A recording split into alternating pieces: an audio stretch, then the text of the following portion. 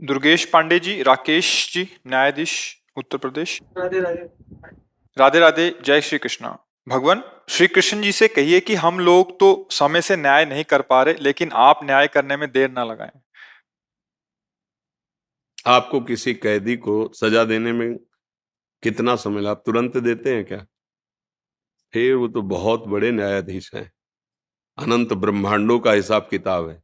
पर जब नंबर आएगा तब वहां वकील की जरूरत नहीं है, क्योंकि आप साक्षी के अनुसार ही सजा दे सकते हैं, और वो स्वयं साक्षी है, उनको किसी साक्षी की जरूरत नहीं। बहुत बड़ा सिस्टम है। पर जिस दिन हिसाब होगा, अब देखो, जैसे लोग कहते हैं कि भगवान को तुरंत कर देना चाहिए। आपके हाथ में कैदी भी है, आपके हाथ में साक्ष्य भी है, लेकिन आप तुरंत नहीं कर सकते। उस पर कई तरह के विचार करने पर, और फिर उसको आजीवन सजा। गलती हुई 15 मिनट की, सजा आजीवन की हुई, पर सजा देते देते कई महीने लग जाते हैं, वर्षों लग जाते हैं। पर जब सजा दे दी गई, सुना दी गई, अब कोई उसकी काट नहीं होती, फिर उसको दंड भोगना पड़ेगा।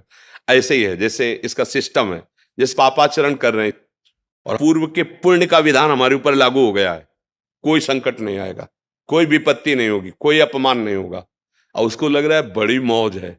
और जहां वो पुण्य सिस्टम उसका खत्म हुआ और ये पापाचरण और पूर्व स्टाक पापाचरण दोनों का ज्वाइंट हुआ, अब जो विध्वंस मचेगा उसके जीवन में, वो सह नहीं पाएगा। अब जैसे धर्मात्मा पुरुष ठीक से चल रहा है, पर उसका पाप भोगने का समय आ गया। अब वो बहुत ठीक चल रहा है, पर हर कदम लड़खड़ा रहा है, हर कदम उसको विपत्ति आ रही है, हर कदम अपमान मिल रहा है। अगर वो धैर्य से इसको भोग ले और पूर्व का सुकृत और अभी का धर्म दोनों मिलेंगे, प्रकाशित हो जाएगा।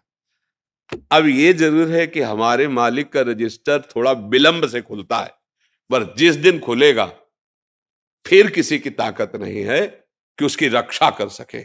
उनका यहां तो आप न्याय करेंगे, दंड विभाग दंड देगा, जेल, वो स्वयं में सब कुछ है।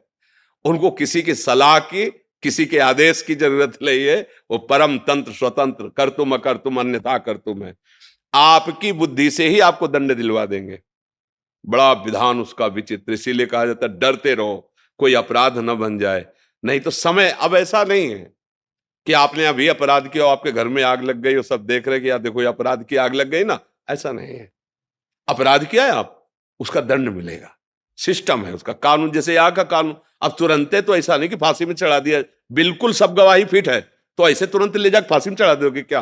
पहले आपके द्वारा वो पूर्ण निरीक्षण होगा, हाँ बिल्कुल साबूत पक्के हैं, बिल्कुल गवाही पक्की है, अब उसका निश्चय करके। इसीलिए कई जन बैठते हैं, कई अदालतों का स्वरूप भी है, इससे ऊपर फिर इससे ऊपर फिर, मतलब उसको बिल्कुल निश्चित अपराधी को दंड मिलना चाहिए, और जो अपराधी नहीं है उसको मुक्त करना चाहिए। इसके लिए बड़ा विधान। अच्छा, यहां तो धोखा भी हो सकता है, साक्ष्य गलत उपस्थित कर सकते हैं, और आपने देखा है नहीं साक्ष्य के अनुसार ही लेकिन वो तो साक्षी है, वो स्वयं साक्षी है, वो सबके हृदय में बैठा हुआ देख रहा है। पर यह जरूर है कि रजिस्टर थोड़ा विलंब खुलता है, क्योंकि ऑफिस बहुत बड़ी है, अनंत ब्रह्मांडों का हिसाब किताब है। तो इसलिए उनसे कहने की जरूरत नहीं है, वो आपकी भी बुद्धि में बैठे हुए है और चराचर जगत की बुद्धि में। तो इसलिए जो भगवान आपको प्रेरित कर रहे हैं, आप अपने धर्म का पालन करते हुए सत्य पे चलिए, तो आपकी बुद्धि में ही सारथी बने बैठे हुए हैं, वो आपके ही हृदय में बैठे हुए हैं वो। देखो, बहुत ध्यान से सुनना, भगवान की छाती से धर्म प्रकट हुआ है और भगवान की पीठ से अधर्म प्रकट हुआ है, दोनों भगवान से प्रकट हुए हैं। और ये सृष्टि क्रम है। बोले भगवान ने अधर्म रचा ही क्यों? दिन है तो रात है, स्तुति है तो निंदा, इसी को तो माया भगवान ने रचा, इसी को खेल रचा है। अब जीतो, निगेटिव पॉजिटिव दोनों रच दिए, अब किस पे चलते हो? सुमति कुमति दोनों रच दिए, धर्म अधर्म दोनों। खेल तो तभी होगा ना, विपक्ष ना हो तो खेल कैसा?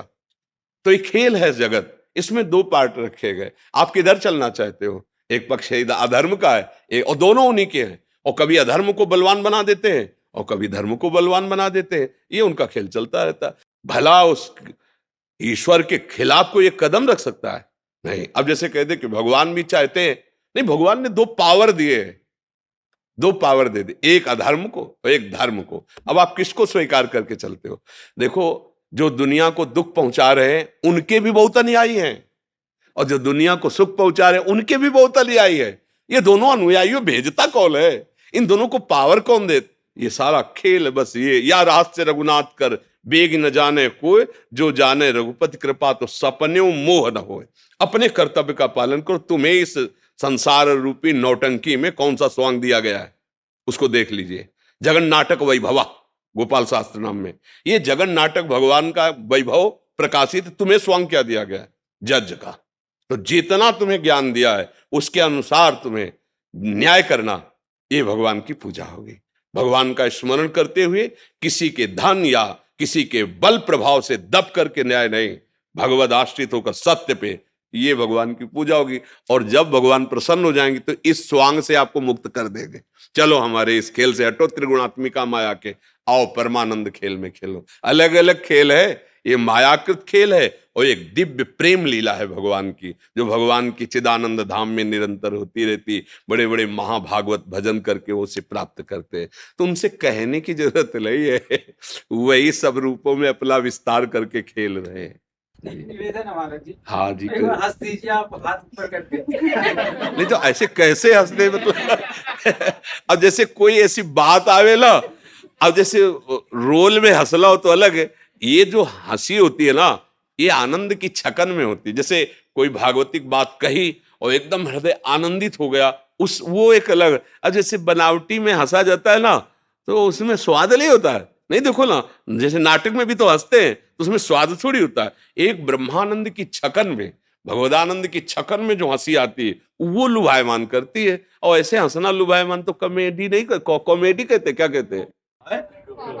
हाँ, मैं अंग्रेजी नहीं अभी अंग्रेजी ले आती, तो इसीलिए तो उसमें क्या हंसी में है।